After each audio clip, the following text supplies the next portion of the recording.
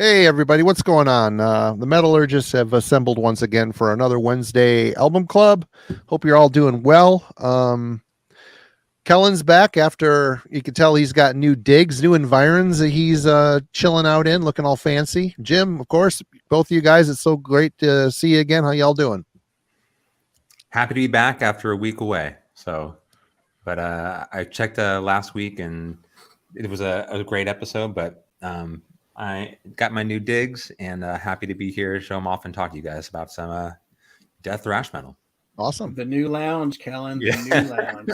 It's no TJ Sex Lounge. Back yeah, over your records, with I the mean, lamp behind you. Yeah. The Duce has got his own thing going. I can't touch that. That's right. How about you, Jim? What's been going on? Absolutely nothing. I am a boring old man, and I kind of like it that way. So. Yep.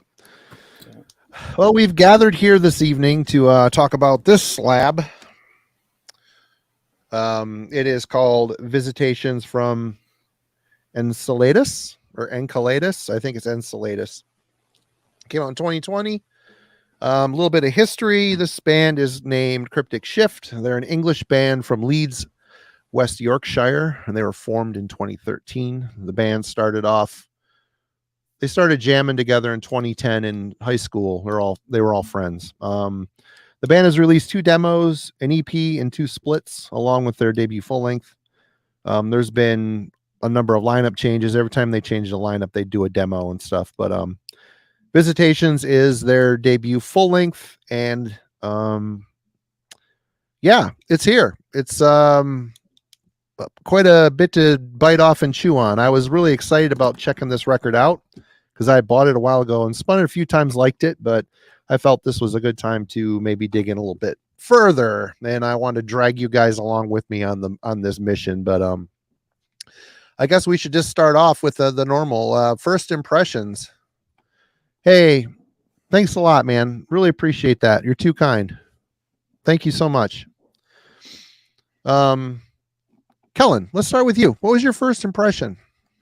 I first caught this album as a promo and actually took a trip to Iowa, of all places. I was living in Kansas at the time, threw it in the car. I thought it'd be an opportune time to spin it.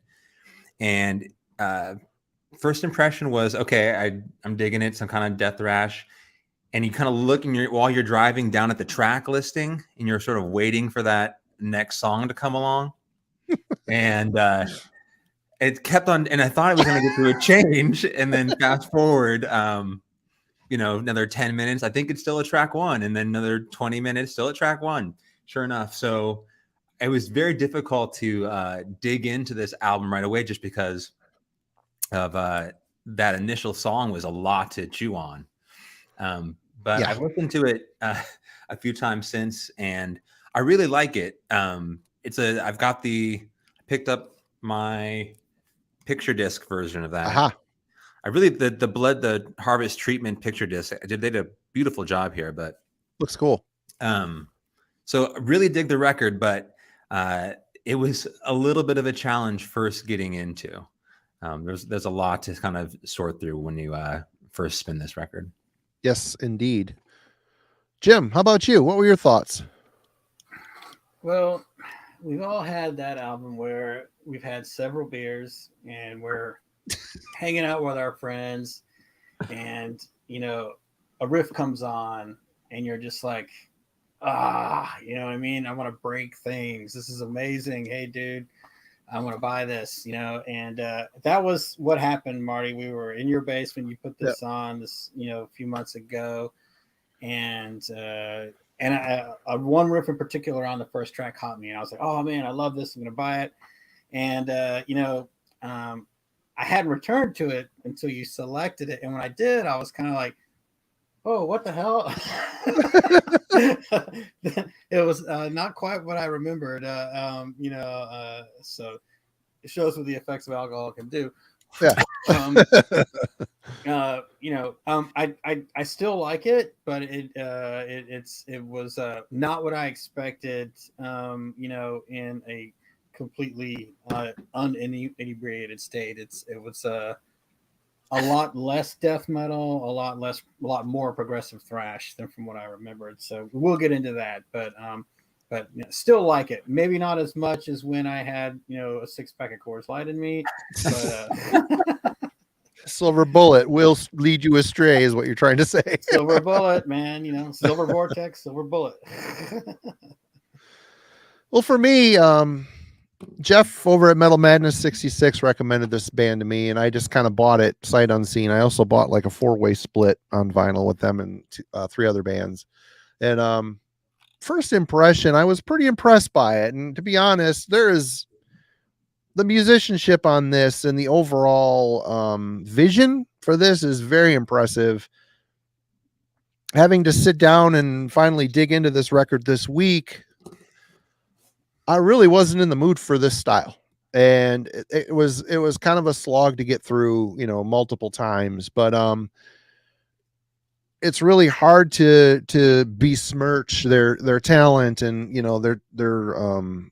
their musicianship. Is the chops are amazing. And first impression, these guys remind me, they sit in the very same sphere as Vector, where Vector is maybe a lot more thrash influence. These guys strike me as a little more death metal minded. They're kind of on the Sulfur Eon kind of side, leaning as far as sonically with vocals and stuff, like the dark death metal vocals.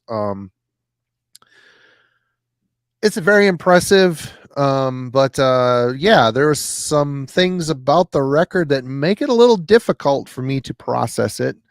And I guess we'll just jump into this next thing here. I guess I want to loosely talk about the importance of melody in songwriting. There are fleeting moments of it on this album. I mean, there is melody on here. It's just very advanced. It's not your run of the mill, easy to process power metal melodies. It's a lot to unpack. It's often overlooked in favor of technical dissonance and perplexing time signature shifts on this record. Is melody in this instance important to the overall construct of the album? What do you guys think? Kellen, we'll start with you. To this album, I would say no. And probably to this band, I would say no. I don't think you're tuning into this kind of a record. The part of it is like for me at least, enjoying the sort of not just like technical dissonance, but it sort of meets this sort of cosmic aesthetic or sort of identity for me at least. Mm-hmm. Right? Like there's parts from the guitars, for example, on that opening track, it escapes me here at the moment. Let me pull it up. A Moon Belt Immolator. Like to me, there's about 3 songs in there and sort of 2 transition pieces.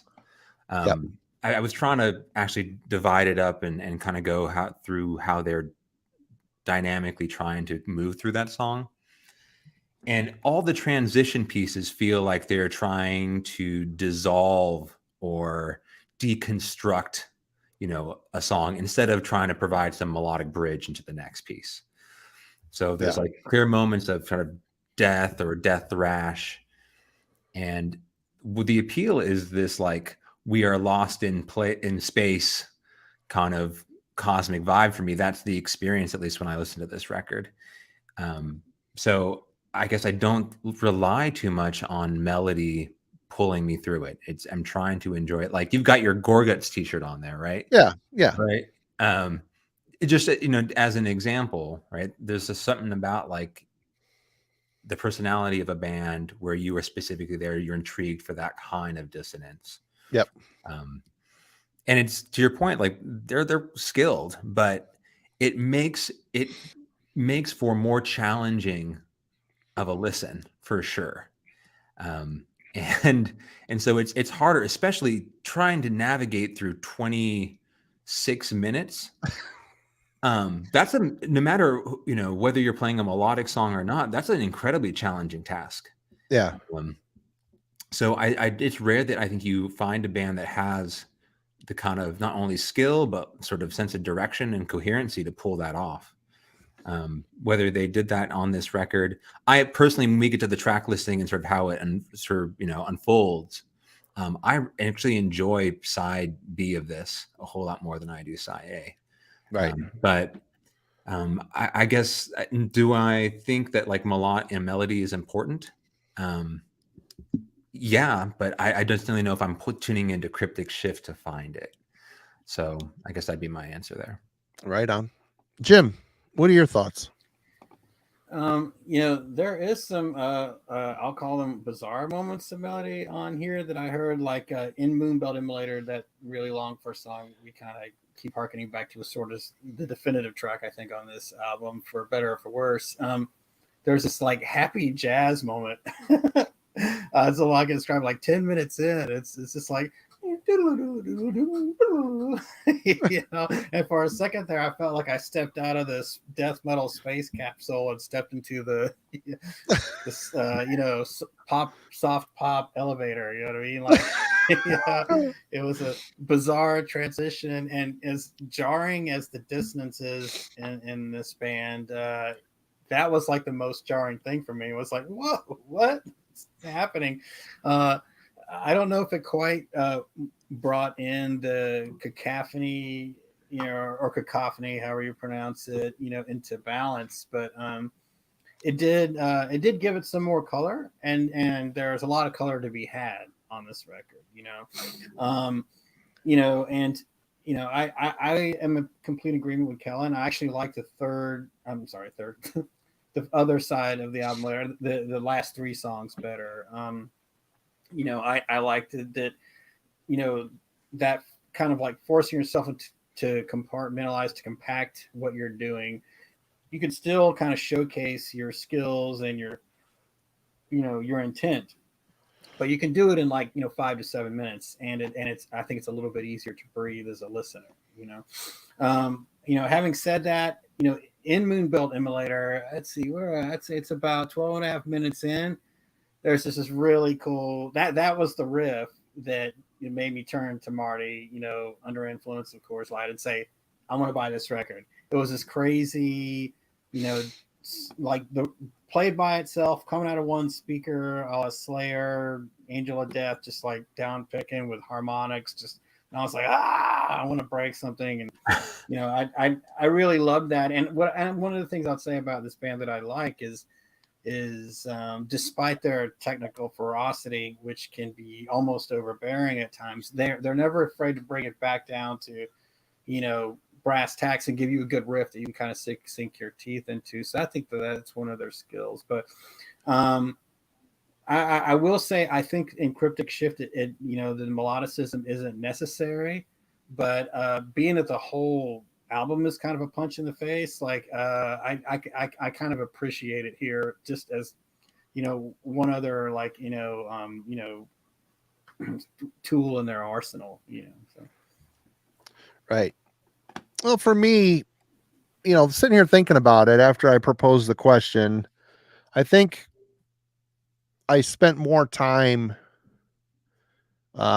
lamenting what the album wasn't, as opposed to what it is. And what it is amazing. And I have got nothing but respect for this, but trying to process this over the week, it just seems like the melody's there, but it's scarce. And I found myself wanting like stereotypical music structures to come into play, or like a reoccurring hook or something to hold on to in the wash. But I mean, especially this Moonbelt Emulator song, it feels very linear. I mean, whether it is or not, I mean, I tried to listen to it as much as I could, but I just wasn't down to spin this 5 or 6 times this week. I just didn't have time, and just wasn't feeling that connected with it. And it just felt very linear, and it's kind of like pushing you deeper into space type of thing. Like you're on a trajectory that can't be moved unless you're hit or, redirected. And it just, that linear feeling of it, and the lack of obvious melodies or something really clever to keep pulling me back in,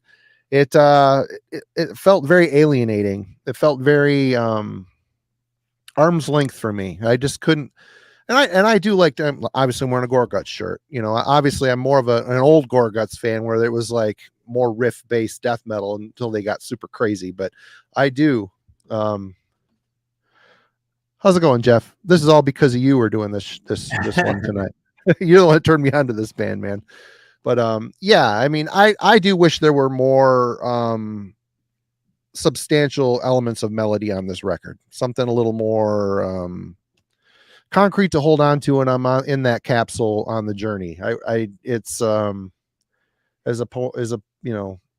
to sitting in a capsule trying to rip my face off. And that's kind of what this album makes me feel like. I just the songwriting is very hard to warm up to. And I found we'll get into this here in a minute, but the one thing that really saved me was John Riley's bass work. I mean, I really like his bass tone. It really stands out on the mix really well. And he's actually giving some very tasty, sometimes melodious bass lines that act as a very good counterbalance to, and often dissonant chords and stuff that's going on in the music. But let's get into the musicality and composition of Visitations from Enceladus. What do you think, Kellen? Well, tremendous songwriting, incredibly skilled musicians. I think, to the point about the opening track, it does serve very much as like a mission statement, though. Right? Like if you think about, if you tuned in to try and get 3 or 4 minutes of your typical death metal, like this was a good way to steer that crowd away or, move them towards a different direction. This is not that kind of band.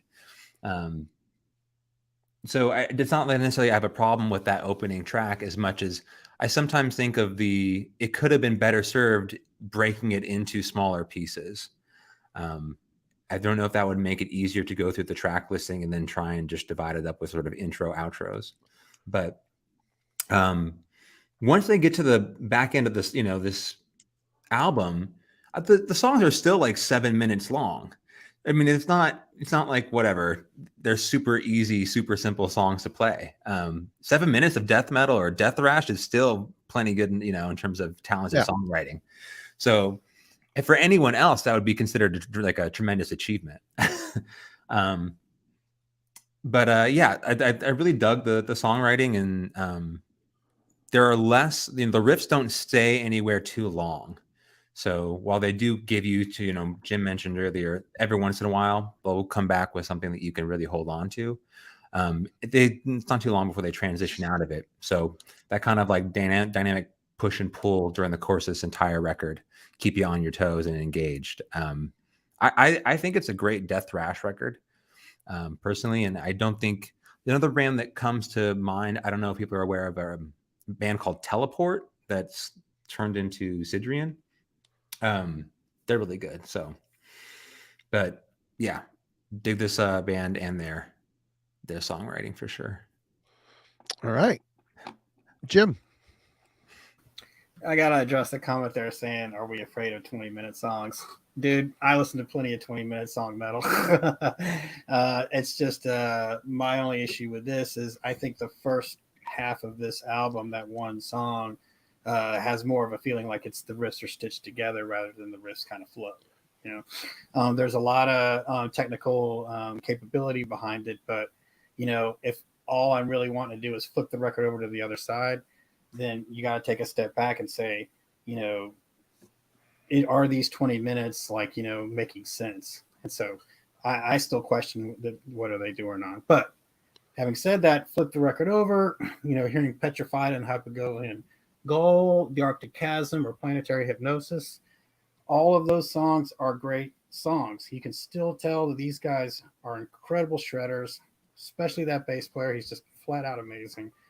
These guys really bring it. I love the vocalist Death Thrash vocal. It's a really kind of a nice welcome to like the thrashiness of the sound. Like I feel like I like their EP that was before this, back in I think it was called Beyond the Celestial Realms, came out a few years before. That one to me is more death metal, and I think that when they had more, they were leaning more death metal, whereas I feel on this one they're leaning more thrash. I feel like there was a lot more like of a tightness to their sound, a tightness to their attack that didn't seem so frenetic.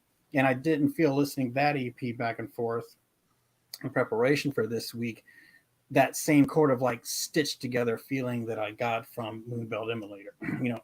Having said that, I mean, you listen to Arctic Chasm, the dissonance in the intro like makes sense. It sets you up for the song and gets you ready for that pulse pounding double bass that's about to hit you in the face and carry you through every sort of iteration of tempo and attack, that these guys have, in their arsenal. But, I kind of feel like it was just, the other album, the other side, I heard what was there, and I heard a lot of awesomeness, including that one riff that I keep referring to that I think makes the whole song. But am I going to sit through that much, other disjointedness to hear one awesome riff? Probably not, when I can flip the record over and I can hear technical, ferocity, but also, intentional songwriting that has a point, right on the other side of the record. So that's what I got to say about that. I'm with you on this. I mean, I found side 2 to be a little bit more concise. Granted, I mean, 2 of those 3 songs are still in the 7.5 minute mark. They get somewhere. They repeat some things, and there's a lot of good stuff going on there. And like Moonbelt Emulator, it's just very linear and very, I mean, I don't want to sound like a broken record here. And I don't want to sound like I'm shitting on the record, because it's amazing. And if I was in a slightly more, I don't know what type of state of mind I need to be into stuff. I mean, like Gorguts. I don't listen to Gorguts often. I don't. I listen to older Gorguts more often than I listen to more modern, other than Colored Sands. I mean, that record, that record really walks the line between super technical and memorable. And this here, it's in that sphere. They're really complex and, really dissonant and pushing the boundaries of the guitar playing. And it just seems like it's hard to warm up to it. I don't know what it is. If it's just the lack of repetition in the riffs, just recalling some things now and then, blending it in. And Jim, you're correct. I mean, it seems like some of the chunks of those songs are just stitching parts together. And people in the chat were saying earlier on how it sounded like there was like, and Kellen even mentioned this too, how it sounded like multiple songs just kind of slammed together. If they would have broke that down and reconsidered some things, if they would have separated out into 3 songs and, did some rearranging, I think it would have been a lot more impact. The album would have had a lot more impact for sure. But side 2 is definitely a step up as far as that goes. I think, the Emulator song is very much a statement, a mission statement, like Kellen stated. It's very much like, look what we can do. We're going to make this very grand statement on our first side of our first album. You can tell there was a lot of time put into this song. I mean, this isn't something you figure out in jamming. There's a lot of coming together with riffs and plotting them out and trying to figure out what riff works with what. And, then of course, when that's all done, coming up with words, and the guy, what's his name? Xander Bradley, he's singing and playing guitar, which again, I mean, he's busy. I mean, he's writing some complex riffs and having to sing over the top of them as well. I mean, this album is a huge undertaking. That song is a huge undertaking. And again, I don't want to sound like I'm shitting on it. This isn't, I guess, where my head was at. I was thinking I was going to, the more I spun this, the more I would warm up to it. And I've never lost, that sense of being impressed, by the musicianship and what they have accomplished. It's really great. I just trying to see if, ask myself how often I'm going to say, I'm going to listen to that Cryptic Shift record. Because it's not really an air guitar record. It's not a get drunk and woo, party. It's not a party record. It's a sit down and go, huh, record, But let's talk about the production. I don't know if I got around what I was trying to say, but let's talk about the production. What were your thoughts on that, Kellen? So I actually think this album suffers a little bit here. The vocals seem a little bit too buried into the guitar mix for me. They don't stand out. There's not enough separation in there. And then something like, I feel like the whole entirety of the drum kit does also not feel quite as audible. So like the snare, for example, feels much more like front and center. I can hear that to a greater extent, but I don't hear a lot of like the tom work. So in that sense, it kind of stands out in a way that I don't hear the entirety of the drummer playing on this record. Besides that, though, I do think a highlight to your point earlier about the bass work here. You do get to hear the proficiency of the bass player on this record, and for as much as it is a sort of very diverse guitar offering, I think it's equally matched by the guitar playing. So those things I think sit incredibly well in terms of the mix and how the production. But I have all the sort of those interesting sort of like synths that come in and out, and different sort of vocal effects that add to the sci-fi element to it. But I definitely think in terms of the vocal presentation and the drum sound, there was something to be a little bit desired for this record. And I've listened to it here at home. I've listened to it in the car. I've been listening to it on my runs, trying to get ready for this. And I still, and no matter where I listen to it, I think there's something a little bit off that could be improved in terms of the production quality. It's still a great sounding record, but not quite fully realized in terms of what this band could do potentially in the future. So I'm trying to find in here who it was produced by. If it's Colin Marston, that makes sense. I like Colin's productions, but Jack Hellowell. Yeah, Jack Hellowell. Yep. Mastered by Damian Herring. Okay. Don't know either of those dudes. Jim, your thoughts on the production? For me, I kind of like where the vocals sit in the middle. I do wish they were louder. I agree on that. For me, oddly enough, as much as this is really a guitar album and a bass album, probably the most, which is fine because the dude's fantastic, and probably one of the best things about listening to this record is paying attention to what he's doing. Yeah. The guitars for me and the distorted, and what I mean, it's all distorted, but as opposed to like the jazzier interludes and stuff like that, when it's just really straight on, just raw attack, especially when there's open chords. It's someone commented, reminds of early Voivod. I completely agree. That's what I thought when I was listening to it. I was like, oh, that kind of reminds me of Dimension Hatros, or maybe even Killing Technology a little bit. And I love those albums. But what I did hear in terms of the production is when he's playing those sort of like super dissonant, Voivod like chords, is the sound in the high register, the high frequencies, it kind of starts breaking a little bit and sounds a little staticky. And I felt like that could have been reined in a little bit, and it was a little distracting for me. Now, when the guitars are playing, more palm muted or tremolos or whatever, then it sounded like right on. The attack was clear, and I could follow it, and I, it was actually really amazing. So it's kind of weird to me how just for one instrument, the variety of frequencies was like really kind of abrupt, but that's just a minor dig. Overall, I do wish the vocals were louder, but I think that just because this is a band that's like really experimenting, playing higher up on the neck in general, with a lot of like really high up, crazy, improvisational jazz chording or whatever that sounds really bizarre. I think that production on that earlier EP put over this stuff would have made this album sound thicker, and I would have liked that better, because I think a little bit of thickness in the guitar would have kind of benefited it. We've already got a lot of high end, the way the bass player, that he's all over that. It's got to be a fretless bass. He's just shredding all over it like Steve DiGiorgio's son or something. But it's really up high in the mix already, and there's a lot of highs coming off of that. So I don't think the guitars need to be really high either. It'd be cool if they were like a little pushed back, a little more meat behind them, a little lower frequencies, and then the vocals louder on top of it. So that's my 2 cents. Take it for what it's worth. But again, I want to say like Marty did, though. I think it's I want to be clear. This is a really great record. It's these guys are incredible musicians. There's no doubt about it.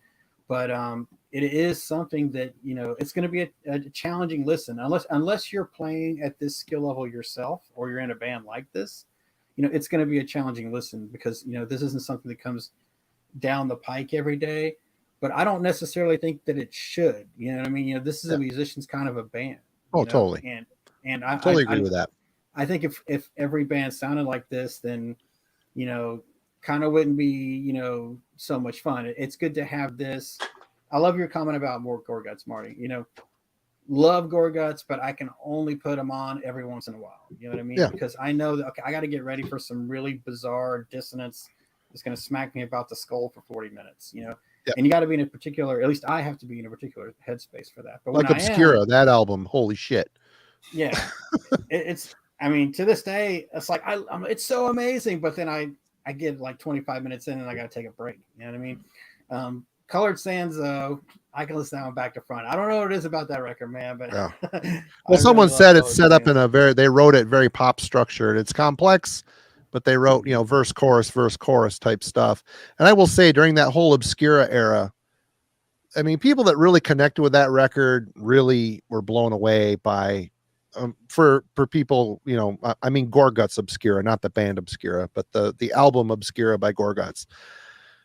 It was just always, again, very alienating sounding until I saw them play a good chunk of it live. I saw them during that era like 3 times, and just watching like these volume swell tappy things that they were doing for these riffs. It was just fucking mind blowing. Again, a very musician's band, you know, other people that play guitar and know the struggles and the pain of it can see these guys do these weird, quirky things live. It's amazing. And, you know, like Mark is going on about, you know, how intense they are live. I mean, I could imagine an album like this coming across very impressive, watching people actually sit there and play it together. It'd be really cool. Yeah, to your point, Marty, like that kind of wizardry, that technical wizardry is definitely more impressive when you're seeing it done in real time in front of your face. You know, these guys are making it happen. It's a little bit harder to dwell on when you're, you know, working in a spreadsheet or you're unclogging a toilet and you're listening to some metal. You know what I mean? It's harder to get into that headspace of appreciation. But yes, when you're in the crowd and you see, like, you know, 2-handed finger tapping and a 7/8 time signature and the guys like barking and 4/4 over it. Yeah, it's impressive then. You know what I mean? So yeah, I would say, you know, you hit on something there. I think that the arena in which you embrace this music is going to have an impact on, you know, your level of connection to it and the depth of your experience. Right. I just get depressed when I get stuck with a Cryptic Shift. Noon till question mark. Funny. All right. Before I get into the production a little bit, I want to talk one more thing I didn't mention in the musicality and composition of this record. There were multiple instances. I don't want to necessarily call it a time signature shift. It's you know, the beat is going in a certain direction. All of a sudden there's a slight sidestep in the beat. And then it goes back in to the time, whatever time signature it was. It's weird. It's almost like a CD skip, but of course I was listening to it on record, and then I was listening to it on Spotify this week. And it's just an uneasy feeling. You know how it's, you know, you're getting into a vibe and all of a sudden it goes, you know, there's like this little jut in the tempo. And it's not something they stick with. It's just like a brief little, you know, sidestep, and then they jump back into it. The whole band follows with it. It's kind of amazing. It's kind of cool. I mean, that they actually plotted that out, and that was part of it. And, you know, Jeff was saying in the chat, you know, that there's a lot of prog going on here, and I can see that. You know, they're kind of playing with the time signatures. They're not necessarily going super crazy, but they're just doing these little things to augment the feel of the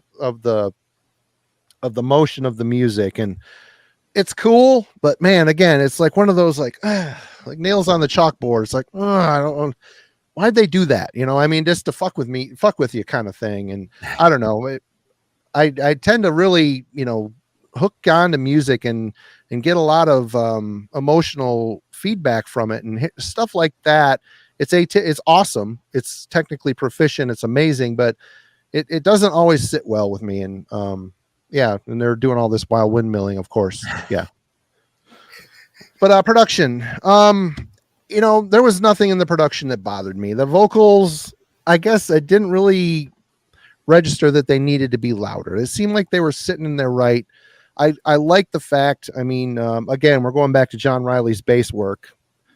I like how isolated the bass sounds from everything else. It fits in the mix. It's all good. It's just very clean, and it seems sans effects. It doesn't seem like there's a lot of shit going on there. It's kind of like a you know, you're looking up at a starry sky and you see like a quasar blinking. I mean, that's his bass sound. It's noticeable, but maybe not necessarily jumping out at you type of thing. I don't know. I just think the way they produce the bass, it's really dry and it just makes it really stand out really well. Yeah, it had me, and I'm a heart music kind of guy. I've always have been. Head music has its place, but I'm not grabbing for it often, Jeff. I mean, it's, again, I'm impressed by it. And like I said, with this record, I like it a lot. I just don't know how much I'm going to go back to it. But anyway, the bass, I really enjoyed that. The drums stood out. I mean, I could hear everything that was going on, but honestly, I found myself not really paying that close of attention to the drums. I was just trying to process the interplay between the vocals and the guitar work. And the guitar work, there's a lot of dissonance going on. When there's little, like, you know, clean segments that come in, it's like kind of a breath of fresh air, like, oh, okay. And then the wave of, you know, weird chords and stuff, it's, again, impressive. It just might not be 100% for me. But least favorite songs. Let's start with you, Kellen. So if I had to pick a favorite song, I think the third track, let me pull it up here. Let's look. The Arctic Chasm gets my vote. So it's really between the second and third, with Petrified in the Hypogean Gale versus the Arctic Chasm. Those are my two favorite songs here. My least favorite, you know, I was thinking if they had placed Moonbelt Immolator at the end, meaning like if it closed with that track, I don't know if I would have more patience with it. In the sense, like, it was, I think, difficult to start this record with that kind of a challenge. Maybe if I had eased into it towards the back end, it would have been more enjoyable. But it's still a great track. It's just, I think it was challenging for me to really take that on initially. So I don't know if it's just the way they arranged it, but if I had to vote for the least favorite track, it's going to be that one. I mean, just maybe due to album placement. I don't know if I needed a little bit more of a ramp before I took that flight. So, but yeah. Okay. Jim.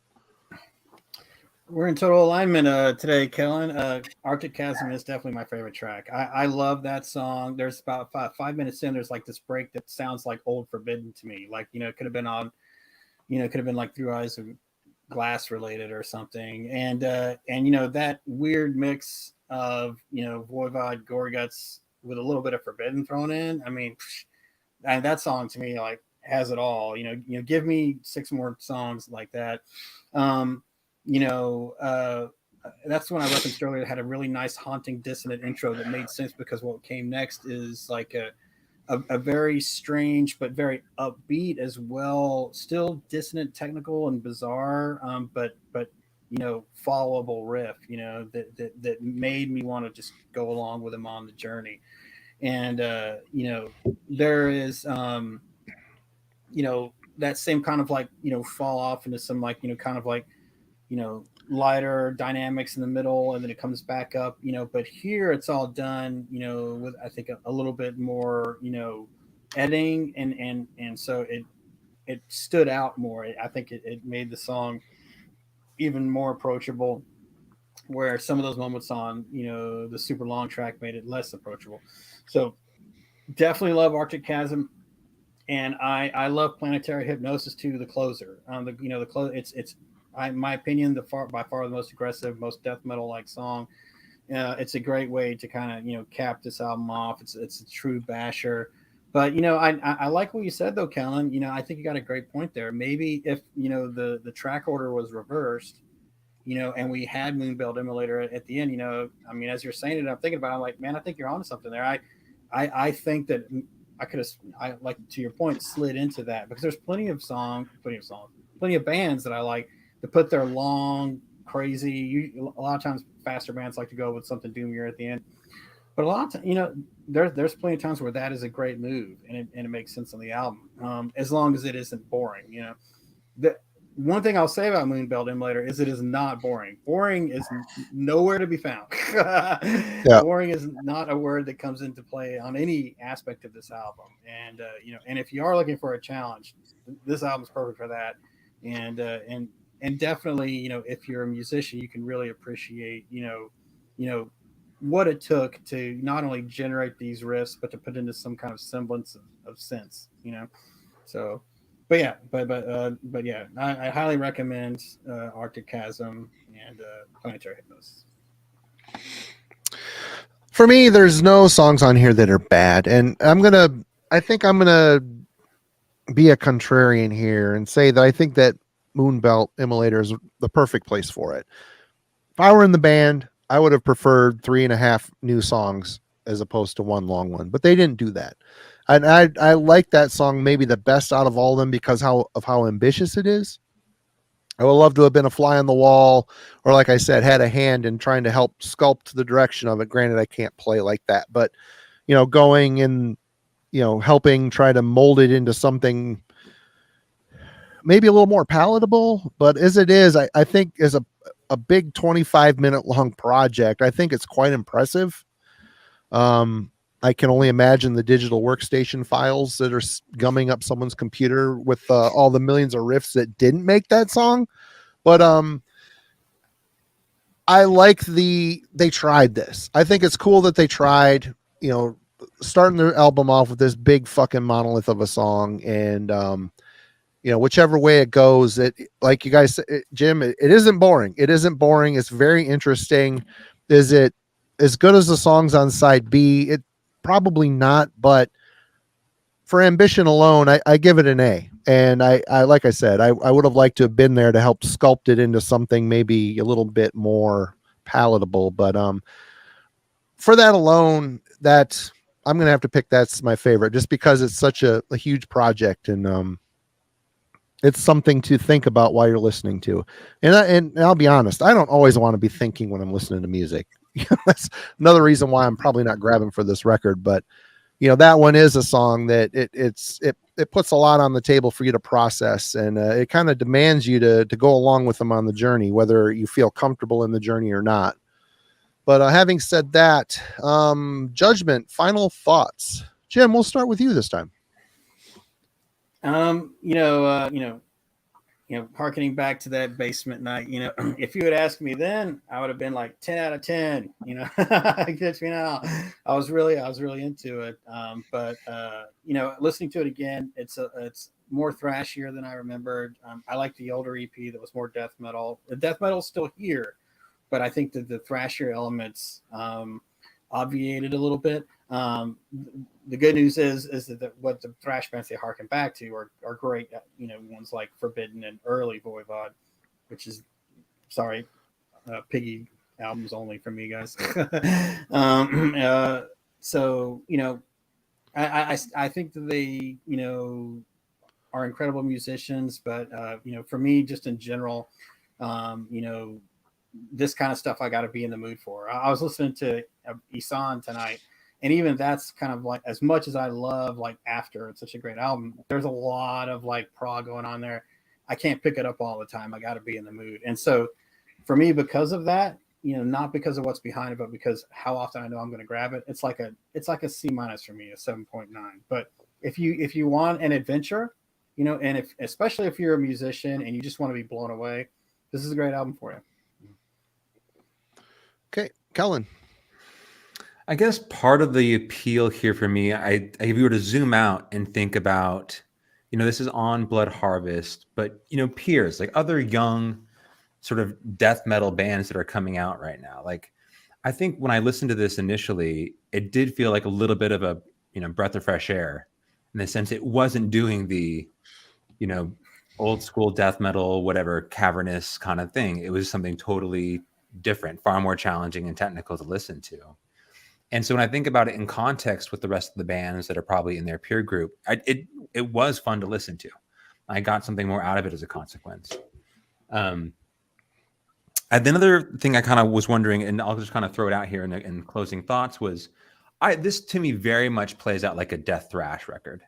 I don't get too much, like, I don't think of this wholeheartedly as a death metal release. So when I think about other technical thrash bands, we talked about, or at least more challenging potentially thrash bands, like we talked about Voivod tonight. I'm also thinking other bands that could be looped into that, like Watchtower, for example, or Death Row, yeah, Deception Ignored. Even, I mean, a band like Anacrusis, right, is not necessarily the most, easy to approach thrash band. Like, those records are plenty to, they're enjoyable, but they're also a little bit more of an ask than a lot of other sort of thrash bands from their era. So I think about this record in context with that. It's okay to kind of have those challenging bands, those challenging records in my playlist, because every once in a while I do get hungry for that. I do want something that is a bit more of a challenge to listen to. And I kind of group Cryptic Shift in with that kind of an experience on a record. I kind of want the same sort of playback and experience when I put on Cryptic Shift, in the same way that I do a lot of those technical thrash bands. So if any of those sound interesting to you, like, this is definitely going to be up your alley. I hadn't spun this in a long time, and I was ready for Moonbelt Emulator this time around, and and kind of had a good experience sitting down with it and sort of playing it through piece by piece and trying to keep track of it, because I was a bit more patient. I knew what to expect. By the time I got to side B, I really, really, really was enjoying the listen. So a bit more of a patient record. It takes a little bit of time to dig into this one. But this is their debut release in terms of a full length. Yeah, it's crazy. Right? Like, and I think about that as well. What is one of the things you're going to only evolve as songwriters? They're younger musicians, I believe. So yeah, I'm really interested in terms of what they're going to offer next time around, because as a debut record, this was a major achievement and a really good record.